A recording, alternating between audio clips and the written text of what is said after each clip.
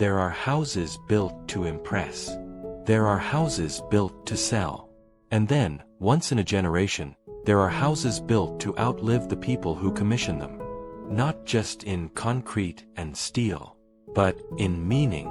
Because true power has never been about square footage. It has always been about permanence. For centuries, kings, warlords, and dynasties understood something modern wealth has almost forgotten. If you want your name to survive time, you don't build a house. You build a castle.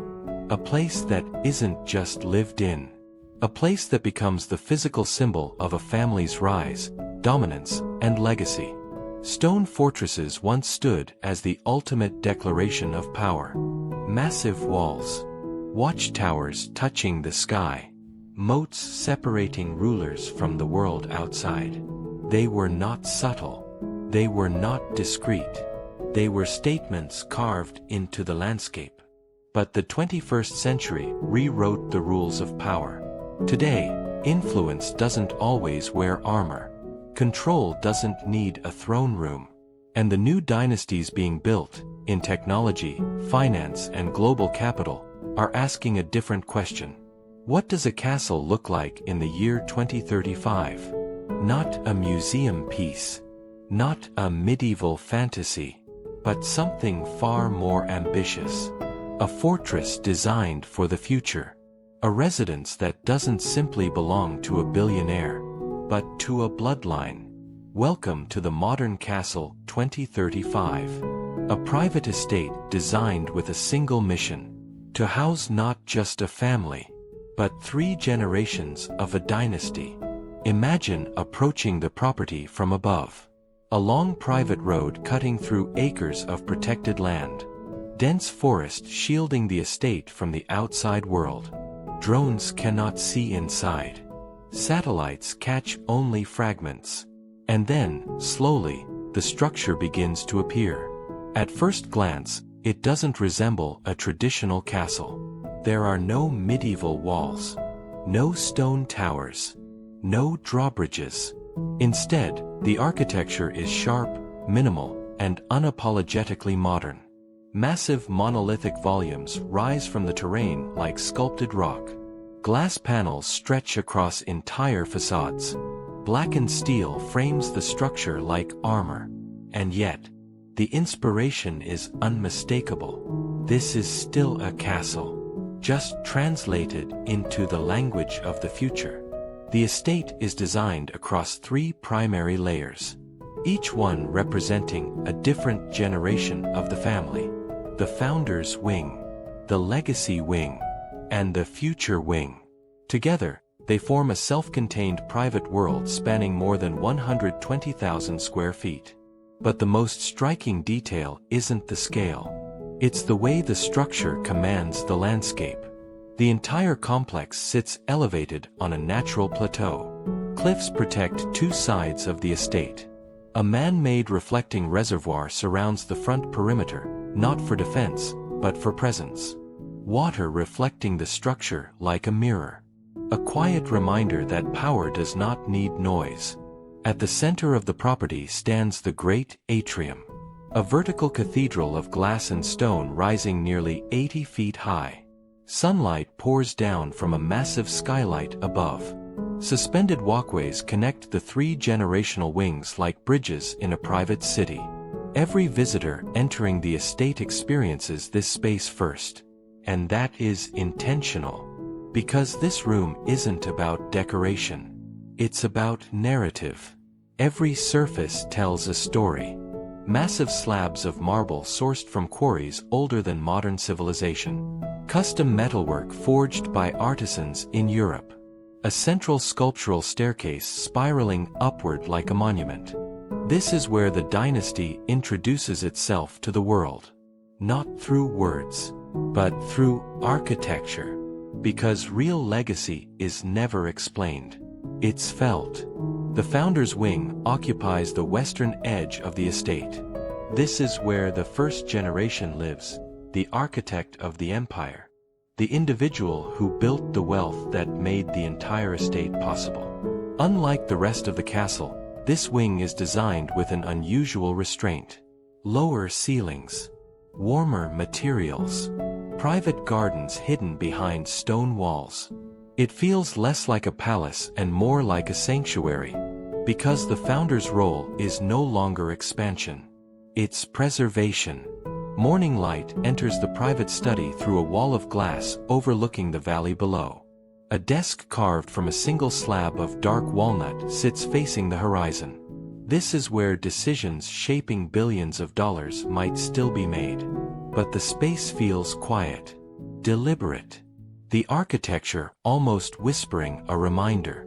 Empires are built in noise, but legacies are protected in silence. Beyond the study lies a private library stretching 2 floors high. Thousands of books line the walls.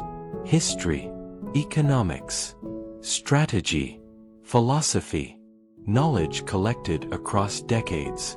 Because dynasties are rarely destroyed by enemies. They collapse when the next generation forgets how power works. And this castle was designed to make sure that never happens. Outside, terraces extend toward an infinity edge overlooking the mountains. A long stone fire table burns slowly at night. This is where the founder gathers the family. 3 generations sitting beneath the open sky. Not for celebrations, but for conversations that decide what the family will become next. Because a true castle is never just a house. It's a command center for a lineage. And this is only the beginning of the modern castle 2035. Every dynasty eventually faces the same moment. The founder builds the empire, but the second generation decides whether it survives. History is filled with fortunes that disappeared in a single generation. Not because the wealth vanished, but because the discipline that created it did. That is why the legacy wing sits at the heart of the modern castle 2035. Not hidden like the founder's sanctuary. Not experimental like the spaces reserved for the future generation. This wing is something different. It is where power is practiced. Architecturally, the legacy wing is the most dominant structure within the estate. Massive horizontal slabs of stone and steel extend across the plateau, forming a powerful geometric structure that appears almost carved directly into the terrain. If the founder's wing feels like reflection, the legacy wing feels like control. This is where the second generation lives. The heirs. The operators. The ones expected to carry the weight of the family name forward. Unlike the founder's quieter spaces, this wing is unapologetically expansive. Floor-to-ceiling glass stretches across the southern facade, revealing panoramic views of the valley below. From this vantage point, the estate does not simply overlook the land. It commands it. The main living hall alone spans nearly 4,000 square feet. A monumental fireplace anchors the space, rising 2 full stories in height. Polished black granite absorbs the light, creating an atmosphere that feels powerful rather than decorative. Above, floating balconies connect private offices and lounges where the family conducts its daily operations. Because this wing isn't just residential. It is partially designed as a private headquarters. Modern dynasties rarely separate home and strategy. Global businesses are no longer run from corner offices in skyscrapers. They are directed from places like this. Hidden behind one of the stone walls sits the strategy room. A circular chamber surrounded by curved digital displays integrated seamlessly into the architecture. Global markets. Investment dashboards. Private network communications. Satellite feeds. Every major decision shaping the family's empire can be monitored here in real time. But the room itself avoids the cold feeling of a tech command center. Warm stone floors. Subtle indirect lighting. A massive round table at the center, carved from dark basalt. This is where family councils happen. Where risks are debated. Where billion-dollar moves are decided long before the rest of the world realizes they're happening. Because dynasties that last generations don't react to the future. They design it early. Connected to the strategy room is something rarely seen in private estates. The Legacy Archive. A secured vault that contains the complete history of the family's empire. Original contracts. Handwritten notes from the founder. Early investment documents that transformed small opportunities into global influence. But it's not just financial records stored here. It's philosophy. Recorded conversations. Lessons from mistakes. Private journals documenting the thinking behind major decisions. Because the family understands something that most wealthy households ignore. Money alone cannot be inherited, but wisdom can. The archive ensures that every generation studies how the previous one operated. Not through mythology, through real, unfiltered history. And then there are the spaces designed for something just as important as strategy. Preparation. The Legacy Wing contains a series of training environments rarely found in luxury homes. A private performance gym built with the same technology used by elite athletes. Recovery rooms using advanced cold therapy and hyperbaric oxygen chambers. A martial arts training hall with traditional tatami flooring and reinforced walls. Because physical discipline has always been a quiet characteristic of powerful families. Strength is not something displayed publicly, but it is cultivated privately. Outside the wing, the architecture expands into a massive elevated terrace known as the council deck. This might be the most symbolic space in the entire estate. A 200-foot-long stone platform suspended above the valley. No glass railings. No visual interruptions. Just open air and horizon. At the center stands a single circular fire installation carved directly into the floor. At night, flames move slowly against the darkness while the entire landscape stretches out below. This is where the second generation hosts gatherings that are far more strategic than social. CEOs, investors, political leaders, technologists. Not parties. Private summits.